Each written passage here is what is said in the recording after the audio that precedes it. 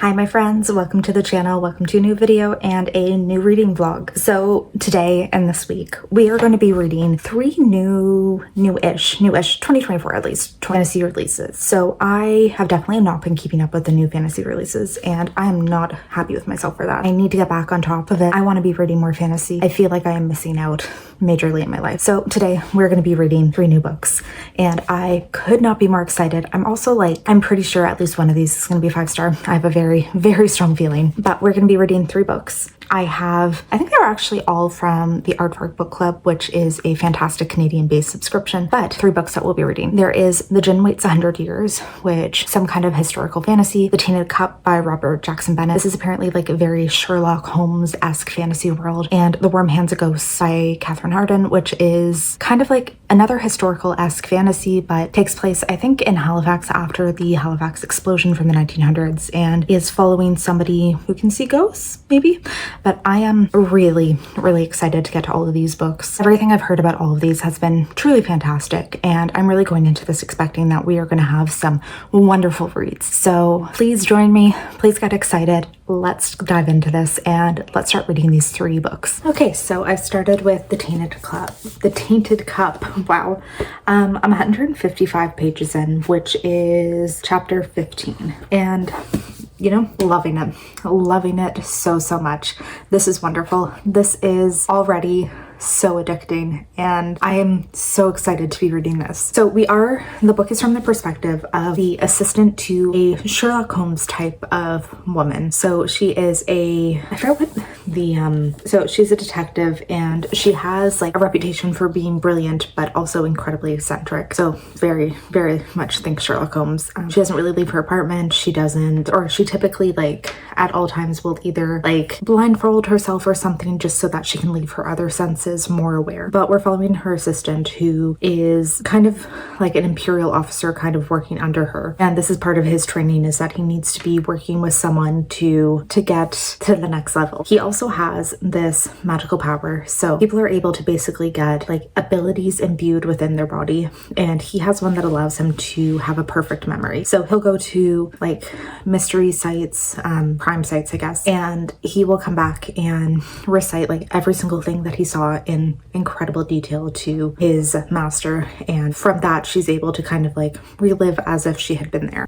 So the book starts out where there is a visitor at one of the noble houses, and he very suddenly and randomly dies when a tree sprouts from within his body, and it becomes this huge mystery of, it seems like he was poisoned, and they're trying to figure out what kind of poison could cause this and why he was murdered, what implications this has for the world. And it is so interesting. There's been a lot more steps to that, a lot more things have come from this, and a lot of other people have started to get murdered in a similar fashion. So there was groups of engineers who all died in a similar way, and they worked on this gigantic barrier to the city, which is this huge wall that protects the city and protects it from these gigantic monsters called leviathans that come from the sea. So there was a time where I think 8 engineers all died at the same time while working on this wall, and it basically brought it down and enabled a leviathan to come into the city and kill a bunch of people. So now the investigation is going into were they all poisoned by the same person? Were they all intentionally poisoned to try and bring down this wall? Is there a huge plot that's underfoot? What is really happening? And it is so good. I am deeply loving this. The world is so interesting. The magical system is interesting. This mystery has me addicted. Everything about this so far is just being perfection, and I am so excited that I'm actually picking this up and that this is where I'm starting, because I don't know, I feel like it's been a while since I've read a really engrossing fantasy book, and I feel like I've really not been picking up as much fantasy as I used to. So having one that's just immediately gripping me this hard is so exciting and just makes me so happy.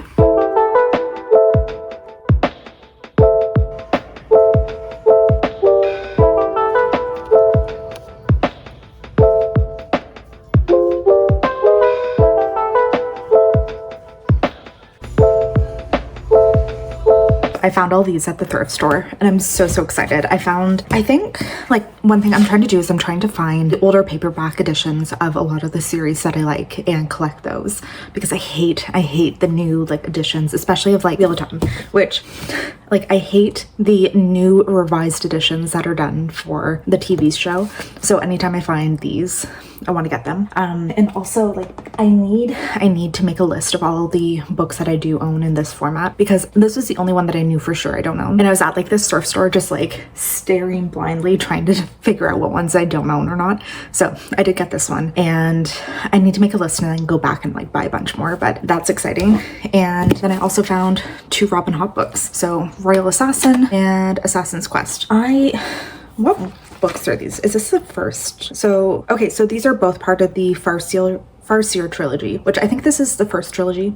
So books 2 and 3, which I am trying to read these right now. My boyfriend and I have been listening to, I've read book 1, but my boyfriend and I are listening to it on audio right now also. And it's just one of those things of like, it has taken us a year to listen to the audiobook because we only do it on road trips, and we're going to try to finish it this month, but I'm really excited to like keep going in this series because it is one that I think I will love. So yeah, just a little book haul. And I have done a thing, which is I have finished The Tainted Cup. So quick, I'm giving it 5 stars. I love this.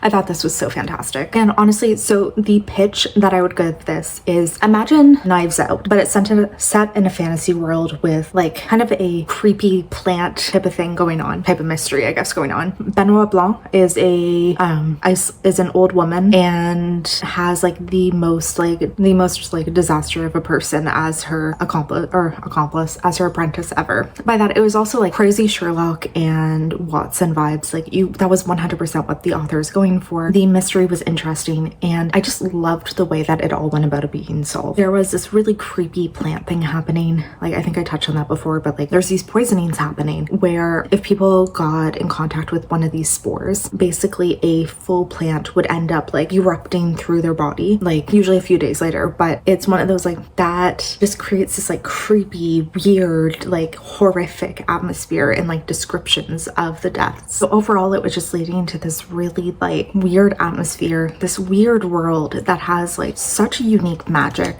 kind of thing going on. And it's one that I hope we get so many more details about it in the next book, because I am so ridiculously curious to see like everything that happens and like all of these other details about this world, because a lot of the, I guess, are they inquisitors or guards or something, but all of the officers are able to do these different magic things that like they get this power imbued within them to do things like the apprentice we're following, he has perfect memory. I want to see what the other magics are. I want to see what all of these different like things are in this society, what all these options people can get are. Like I'm pretty sure they hinted at like there's strength, there's enhanced senses, there's all these things, but I want to know more. I want to know like what are some weird options, and I hope there's some. Yeah, and it just seemed like there was a lot of like human experimentation going on with this magic, of that they are really trying to create like the superhumans. They are trying to like optimize everything and like really do all of this stuff to them so that they can have like the best soldiers ever. Loved it. Loved this one so much.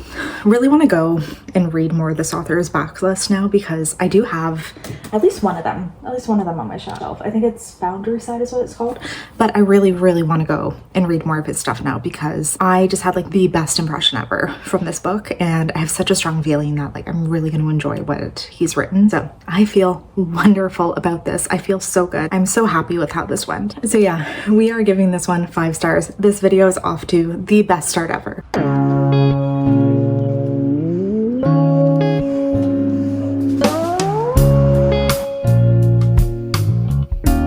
So I've been reading The Warm Hands of Ghosts, and I'm, I think, just over 100 pages in. So yeah, 117. And I'm really liking this. The writing is so intensely beautiful in this. And like, there's no part of me that's surprised. The one book that I read by Catherine, actually, no, I read 3. I read 3 by her. I read the Baron the Nightingale series. Very beautiful writing. And yes, very much translating in this one as well. So in this one, we are starting off the book in 1918. We're in Halifax following the explosion of the ships that took place there. It was a huge thing. Like it this huge harbor explosion and killed a crazy amount of people in Halifax. But we're following a nurse who, she was previously involved in the war, World War I, but she was injured, sent home to Halifax, and has been working as a nurse there as well. Her brother also, he has kind of been missing in action. He was a soldier during the war, and she hasn't really heard any updates about him for the last few months, so she's very worried. She gets a package that's basically saying that it's his coat, his dog tags, and they're saying like, we found these, we don't know where he is, we think he's dead. And she decides to investigate herself.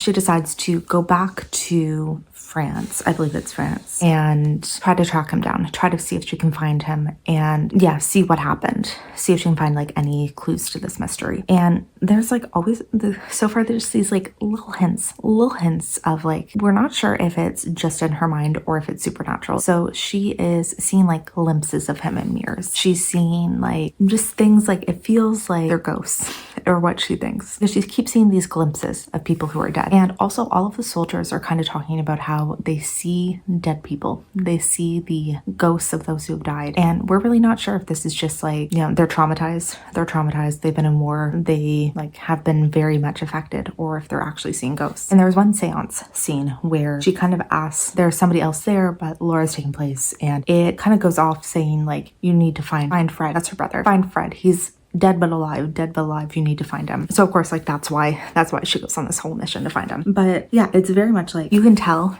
there's like a little something about ghosts coming, and there's just like all these little hints of like there might be something a little different happening. And I'm really excited to see what it is. Like I don't know if we're gonna go into full ghost territory, if we're gonna go into like full magical, full like after death, like all this stuff, but I'm really excited. And yeah, I'm very captivated by it.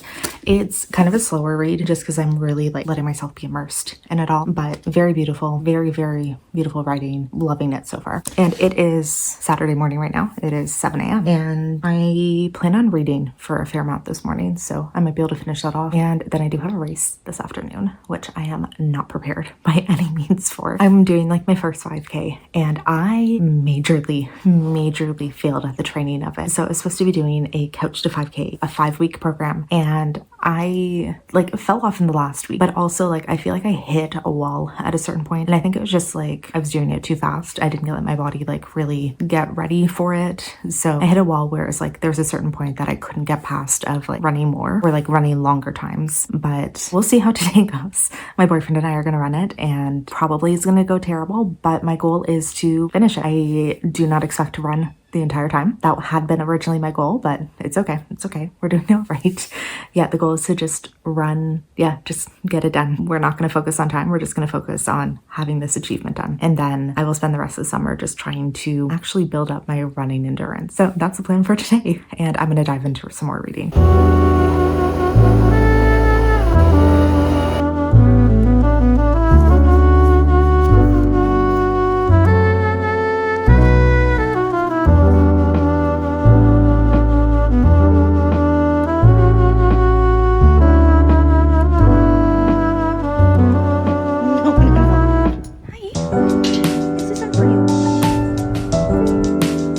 Well, I majorly messed up today and ended up missing my race, so yay. So neither my boyfriend and I are actually, like neither of us actually read the instructions that kind of like detailed when to be there, when to pick up all of your stuff, when the race started, where it started. And yeah, we showed up way too late to be able to get our like bib and pack and to get to the race on time. And it was like one of those, the wait was way too long to get our bib. And then on top of that, like, so we had to find parking, and then it would have been either a 30-minute walk or a drive to the start of the race, and like also just finding parking when we got there too. So we didn't end up making it, and I am very upset about that. I know it wouldn't have gone well because like I didn't really train that much, but I knew I still could do it. It was just kind of one of those like I wouldn't have done nearly as good as I would have hoped for, but I knew I could still run it. Like it's not really 5K isn't that bad, but yeah, I'm pretty upset about that today. So we did end up going to see a movie afterwards because I needed some cheering up. So we saw the new Mad Max one, which was pretty good, and yeah, so that was my fun day.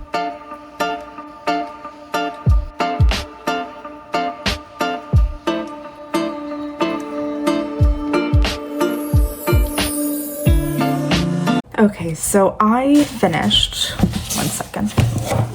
The Warm Hands of Ghosts. Actually, that shouldn't be in there, but I finished The Warm Hands of Ghosts, and I'm giving this 4 stars. I think this was really, really good. Like, it was just so hauntingly beautiful. A big part of this, like, we end up following a huge story of like World War I. We're following soldiers and nurses there, like a lot of really good diving into what it was like for the soldiers there, and just a lot of the terrible atrocities of war and a lot of the terrible things that people would witness, which is always so fun. And yeah, it was just like very beautiful. I'd say it got more into like magical realism than fantasy outright. It just had like a lot of themes of like, I don't know, like losing yourself in war and coming home like a different person than you were, and just all these things about how profoundly war changes a person. And it was really, really good. I think 4 stars is pretty like accurate for me, considering that magical realism for me, like it's either really, really good or not great. And this definitely went into that like better realm. It's never going, like very, very rarely something that like is top of the line for me. I'm definitely somebody who likes their more like hard magic systems and strict like high fantasy books. So that's like one of those things that was just kind of missing, is that I like having a little bit more of that fantasy realm instead of just like the hints of like, it didn't really get into like intense fantasy. It was more of, there's talk about ghosts and the afterlife and a bargainer who kind of giving like devilish type impressions. So a lot of it just felt more of like hints at fantasy. And wow, this light is bad. Yeah, it was just more hints at like this fantasy world and these fantasy things that are going on, instead of like outright fantasy, I guess. And I am also somebody who very much dislikes historical books. I found a handful over the years that work for me, and it usually typically is when it has this more fantasy element in it. So this one worked more because it did have something other than just World War kind of thing going on. But just in general, like I don't like World War stories. I don't like any of these like really intense historical novels. Like they're not my thing at all by any means. Like I actively avoid them for the most part. This one mostly, like I would see we're in very good reviews from it, and I like the author. Those were like the primary reasons I picked it up. Like it's not one that I think I would ever have probably gone out of my way to read. Actually, no, that's a lie. Like I was really excited for it, but it's just, if I knew nothing about the author, if I hadn't heard anything about the book, and I just knew that it was ghosts and World War I, I never would have picked this one up. But I'm really glad I did. It was definitely beautiful, and the writing truly top notch. Like incredibly well written. Some very like beautiful quotes, very like beautiful talk about just the imagery of these ghosts and the imagery that these soldiers were seeing. Like very horrific things, but just beautifully written. So yes, 4 stars for me. And then I am next I have picked up the Jen White's 100 Years. I'm this far-ish into it, and so far it took a little bit to get into it for me, but we are following a young girl and her father who moved to the coast of South Africa, and they moved into this grand estate that is like now kind of a boarding house. So there's like a boarding house for misfits seeking to forget their past, and mostly so far we're following this young girl kind of as she adjusts to the house and kind of learns more about the patrons who live there. And there's all of these hints that there's something kind of like just a little off about the house itself. Like we know that there is a being who is in the house who's kind of observing everything and is observing this child, observing all of the tenants, and it's really not like a malevolent being. We know it's the Jinn, but it's not malevolent at all. It just kind of seems to be a spirit who is there, very sad, very unhappy, very like haunted by things that have happened. And he's taking an interest in this young girl and kind of like witnessing as she is like getting interested in discovering the secrets of this manor. And it's also very much like being hinted to us that there's a lot of things that have happened, like a very, very sad history. So this is another one that it is a little historical, because I think we are going to get this story that's 100 years in the past. That is what happened, what this tragedy is. So I think we're going to find out about that. And also I think this book takes place in like the 40s or 60s or something. Like it's not a present day novel. And it also, like, I am getting the impression that once again this is going to be very loosely fantasy. Like I think the only thing that is really going to be fantasy about it is the fact that there's a Jinn and that he is like somehow involved in this story. Like I don't know if the Jinn's going to play like an active part, if he's going to be a storyteller, if he played a part in like the tragedy that happened in the past. Like we really don't know any of that yet. We just really know that something terrible happened and it is haunting these halls. I'm really loving the writing though. I think it's really really beautiful.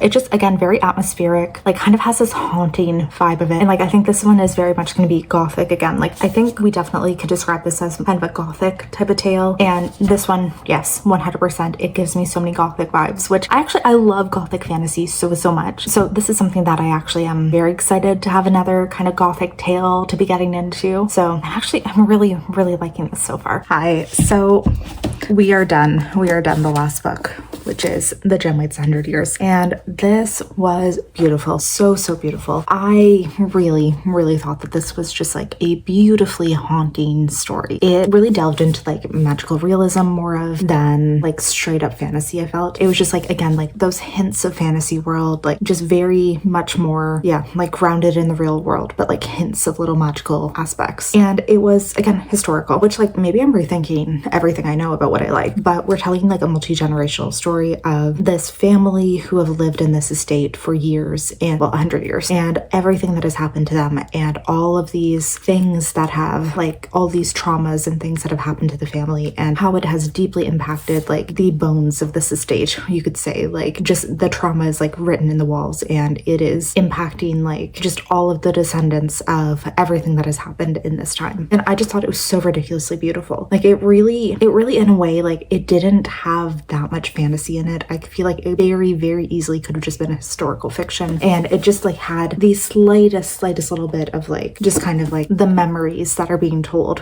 kind of. That is how it had the magical aspect. And there were a few things with the estate of like the sadness that the gym was feeling, the sadness that the estate was feeling. It all kind of impacted into the environment, and like it just all like brought these effects into the real world. Yeah, and to be very honest, that was like the only thing that was actually fantasy-esque in this. Everything else very straight up like historical family drama, family trauma.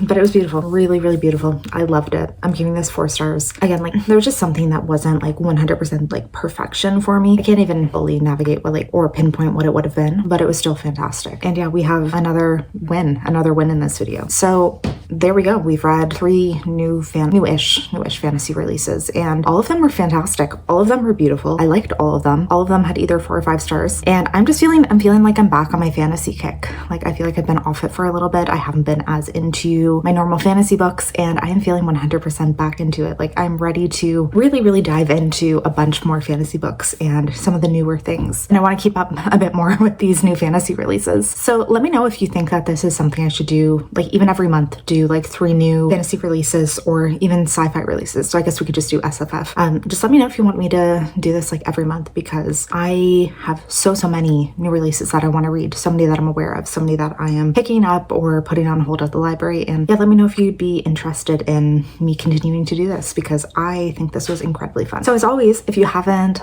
subscribed already, would love for you to join, and please like this video if you enjoyed it. Let me know what fancy books you've been enjoying lately, and hopefully I will see you in the next video soon.